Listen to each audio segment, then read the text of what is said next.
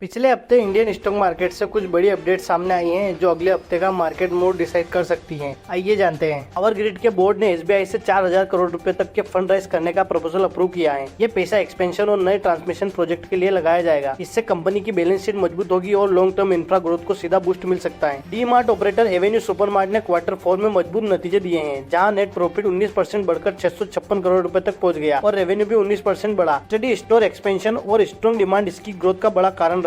Netweb technology ने Q4 में जबरदस्त परफॉर्मेंस दिखाया, जहां रेवेन्यू करीब 90% उछला और profit after tax 66% year on year बढ़ा। एआई सर्वर और हाई परफॉर्मेंस कंपाउंडिंग की डिमांड ने कंपनी की ग्रोथ को तेज किया है। जेन टेक्नोलॉजी का Q4 कमजोर रहा, जहां प्रॉफिट करीब 69% गिरा और रेवेन्यू के साथ मार्जिन में भी भारी गिरावट देखने को मिली। डिफेंस ऑर्डर की टाइमिंग और एग्जीक्यूशन डिले इसकी सबसे बड़ी वजह मानी जा रही है। सरकार जल्द 37,500 करोड़ की इंसेंटिव स्कीम अप्रूवल कर सकती है, जो कोल गैसिफिकेशन प्रोजेक्ट को बढ़ावा देने के लिए लाई जा रही है। इससे इंपोर्ट डिपेंडेंसी घटेगी और डोमेस्टिक एनर्जी इकोसिस्टम को मजबूती मिलने की उम्मीद है। यूएस और ईरान के बीच सीजफायर टाल्क में ईरान ने स्ट्रेट ऑफ हॉर्मुज खोलने का प्रस्ताव दिया है, लेकिन यूएस ने इसे रिजेक्ट कर दिया है। न्यूक्लियर डील दोनों देशों के बीच अभी भी बड़ा टकराव बना हुआ है। कोटक महिंद्रा बैंक ने Q4 में स्टेबल ग्रोथ दिखाई है, जहां नेट प्रॉफिट 13% बढ़ा और एसेट क्वालिटी में सुधार देखने को मिला। बैंक का एनआईआई भी मजबूत रहा और मैनेजमेंट ने डिविडेंड अनाउंसमेंट करके इन्वेस्टर का कॉन्फिडेंस और बढ़ाया। सन टीवी का स्टॉक करीब 8% गिरा और मिड कैप सेगमेंट का टॉप लूजर बना। तमिलनाडु इलेक्शन के बीच इम्पैक्ट देखने को मिला। एक्टर विजय की पार्टी टीवी की स्ट्रॉन्ग परफॉर्मेंस से पॉलिटिकल अनसर्टेनिटी बढ़ी, जिसका सीधा असर सेंटीमेंट पर पड़ा है। रोहित जैन को आरबीआई का नया डिप्टी गवर्नर अपॉइंटमेंट किया है, जिसका टेन्योर 3 साल का होगा और वो 3 मई से चार्ज संभालेंगे। वो पहले आरबीआई के एग्जीक्यूटिव डायरेक्टर थे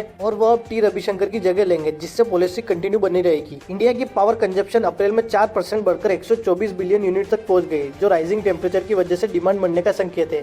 peak demand record level 256 gigawatt तक पहुंची, जिससे पावर कंपनीज के लिए आगे स्ट्रॉन्ग डिमांड आउटलुक बनता दिख रहा है। वोडाफोन आइडिया 35,000 करोड़ के फंड राइज करने की तैयारी में है, जिसमें एसबीआई लीडर कंसोर्टियम लीड कर सकता है। फंडिंग में 25,000 करोड़ तक के फंड बेस्ड और 10,000 करोड़ तक के नॉन फंड लिमिट शामिल हैं, जो कंपनी के सर्वाइवल के लिए क्रिटिकल है। एथर एनर्जी ने Q4 में स्ट्रॉन्ग ग्रोथ दिखाई, जहां रेवेन्यू 74% साल दर साल बढ़ा, हालांकि लॉस घटकर 100 करोड़ के आसपास रहा। ईवी डिमांड और एक्सपेंशन स्ट्रेटेजी से ग्रोथ तेज हुई है, लेकिन प्रॉफिटेबिलिटी अभी भी चैलेंज बनी हुई है। वेल का Q4 प्रॉफिट जबरदस्त रहा, जहां प्रॉफिट लगभग 3 गुना बढ़कर 1290 करोड़ रुपए तक पहुंच गया और 1.40 रुपए का डिविडेंड भी अनाउंसमेंट हुआ। स्ट्रॉन्ग ऑर्डर एग्जीक्यूशन और गवर्नमेंट प्रोजेक्ट की वजह से कंपनी की अर्निंग में शार्प रिकवरी देखने को मिली। सीडीएसएल का Q4 प्रॉफिट कमजोर रहा, जहां प्रॉफिट 20% गिरकर 80 करोड़ रुपए रह गया और मार्जिन में भी दबाव दिखा। हालांकि डीमेट अकाउंट 18 करोड़ के पार हो गए, जिससे लॉन्ग टर्म ग्रोथ स्टोरी अभी भी इंटेक्ट मानी जा रही है। म्यूचुअल फंड इन्वेस्टर के लिए बड़ा सेफ्टी अपडेट आया है। अब एएमसी सेबी का डेबिट फ्रीज फैसिलिटी इनेबल कर रहे हैं। इससे इन्वेस्टर के फोलियो में अनऑथोराइज्ड ट्रांजैक्शन रोके जा सकते हैं, यानी फ्रॉड रिस्क कम करने की कोशिश की जा रही है।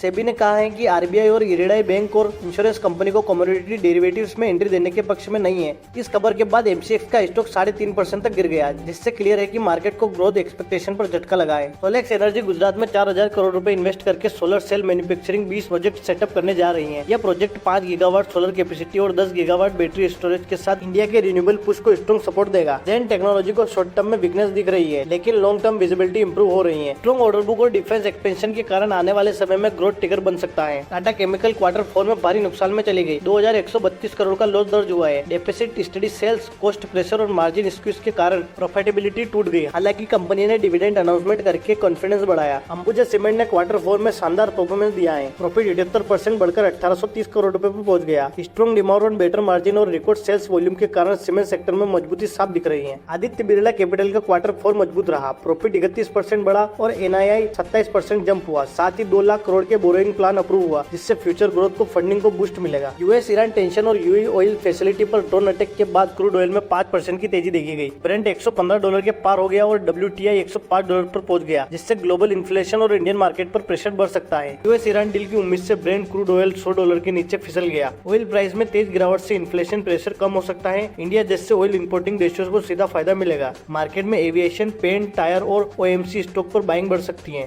क्रूड ऑयल गिरने के बाद इंडिगो और एचपीसीएल जैसे स्टॉक में स्ट्रॉन्ग रैली देखने को मिली। एविएशन कंपनी को सस्ता फ्यूल मिलने से मार्जिन बेहतर हो सकते हैं। पेंट और टायर सेक्टर की रॉ मटेरियल कॉस्ट भी कम हो सकती है। रेडिको खतान का Q4 प्रॉफिट 94% तक उछल गया। कंपनी की प्रीमियम प्रोडक्ट स्ट्रेटेजी अब स्ट्रॉन्ग रिजल्ट देती दिख रही है। बोर्ड ने डिविडेंड प्रपोजल को भी अप्रूव किया है। एल्कोहल सेक्टर में प्रीमियम ट्रेंड लगातार मजबूत होता दिख रहा है। जेन टेक्नोलॉजी ने इंडिया का पहला AI powered anti drone system unveil कर दिया है। यह सिस्टम ड्रोन थ्रेट्स को डिटेक्ट और नेचुरलाइज करने में मदद करेगा। डिफेंस टेक्नोलॉजी सेगमेंट में कंपनी की पकड़ और मजबूत होती दिख रही है। एआई और डिफेंस थीम वाले स्टॉक पर इंटरेस्ट बढ़ सकता है। बजाज ऑटो का Q4 प्रॉफिट 34% बढ़कर 2,746 करोड़ रुपए में पहुंच गया। कंपनी ने 150 रुपए पर शेयर का डिविडेंड में अनाउंसमेंट किया। स्ट्रॉन्ग एक्सपोर्ट और प्रीमियम बाइक की डिमांड ग्रोथ का बड़ा कारण बनी और ऑटो सेक्टर में डिमांड रिकवरी के संकेत लगातार मजबूत हो रहे हैं। केईसी इंटरनेशनल को 1002 करोड़ के नए ऑर्डर मिले हैं। ऑर्डर ट्रांसमिशन, रिन्यूएबल एनर्जी और ट्रांसपोर्टेशन सेक्टर से जुड़े हैं। कंपनी को HVDC ट्रांसमिशन और विंड एनर्जी प्रोजेक्ट में भी काम मिला है। इंफ्रा और पावर सेक्टर में ऑर्डर इनफ्लो मोमेंटम बना हुआ है। ऑल इंडिया के शेयर में करीब 2% तक गिरावट देखने को मिली, क्योंकि सरकार बड़े OFS की तैयारी कर सकती है। रिपोर्ट के मुताबिक सरकार लगभग 10,000 करोड़ रुपए तक का स्टेक सेल कर सकती है। OFS आने के बाद मार्केट के शेयर में सप्लाई बढ़ती है, जिससे शॉर्ट टर्म में प्रेशर बनता है। हालांकि लॉन्ग टर्म में कोल इंडिया का डिविडेंड और कैश फ्लो अभी भी मजबूत माना जा रहा है। श्री सीमेंट का Q4 ऑपरेटिंग प्रॉफिट 9% तक गिर गया। हालांकि कंपनी की सेल्स वॉल्यूम ग्रोथ 11% रही। मार्जिन प्रेशर की वजह से प्रॉफिटेबिलिटी पर असर देखने को मिला। इसके बावजूद कंपनी ने डिविडेंड अनाउंसमेंट किया और कैपेसिटी एक्सपेंशन जारी रखा है। SBI के Q4 रिजल्ट के बाद स्टॉक में करीब 7% तक की गिरावट देखने को मिली, क्योंकि कोर इनकम मार्केट की उम्मीद से कमजोर रही। स्लिपेज बढ़ने से एसेट क्वालिटी को लेकर भी चिंता बढ़ी। लोन ग्रोथ स्टेबल रही, लेकिन मार्जिन पर दबाव देखने को मिला। हालांकि लॉन्ग टर्म में SBI अभी भी देश का सबसे मजबूत PSU बैंक माना जा रहा है। तेजस नेटवर्क के शेयर करीब 4 दिनों में 32% तक चढ़ गए। 5G प्रोजेक्ट और टेलीकॉम इक्विपमेंट डिमांड को लेकर बाइंग बढ़ी। टाटा ग्रुप सपोर्ट और गवर्नमेंट प्रोजेक्ट से सेंटीमेंट मजबूत हुआ है। तेज रैली के बाद अब मार्केट की नजर अगले ग्रोथ टिगर पर रहेगी। कल्याण ज्वेलर्स का Q4 प्रॉफिट 2 गुना से ज्यादा बढ़कर 410 करोड़ रुपए पर पहुंच गया। स्ट्रॉन्ग ज्वेलरी डिमांड और वेडिंग सीजन से सेल्स को काफी जंप देखने को मिला। कंपनी ने डिविडेंड का भी ऐलान किया है, जिससे इन्वेस्टर सेंटीमेंट मजबूत हुआ है। एक्सपेंशन और शोरूम ग्रोथ स्ट्रेटेजी पर कंपनी लगातार फोकस कर रही है। ईरान के स्ट्रेट ऑफ हॉर्मुज ब्लॉकेड की वजह से करीब 1500 जहाज और 20,000 क्राउ फंसे हुए बताए जा रहे हैं। इस रूट से दुनिया का सबसे बड़ा ऑयल सप्लाई गुजरता है। ब्लॉकेड लंबा चला तो क्रूड ऑयल प्राइसेस में फिर से तेजी देखने को मिल सकती है। ग्लोबल शिपिंग कॉस्ट और इन्फ्लेशन भी इसका असर बढ़ सकता है। और ऐसी ही डेली इंडियन स्टॉक मार्केट की अपडेट्स के लिए फॉलो मनी मैट्रिक्स।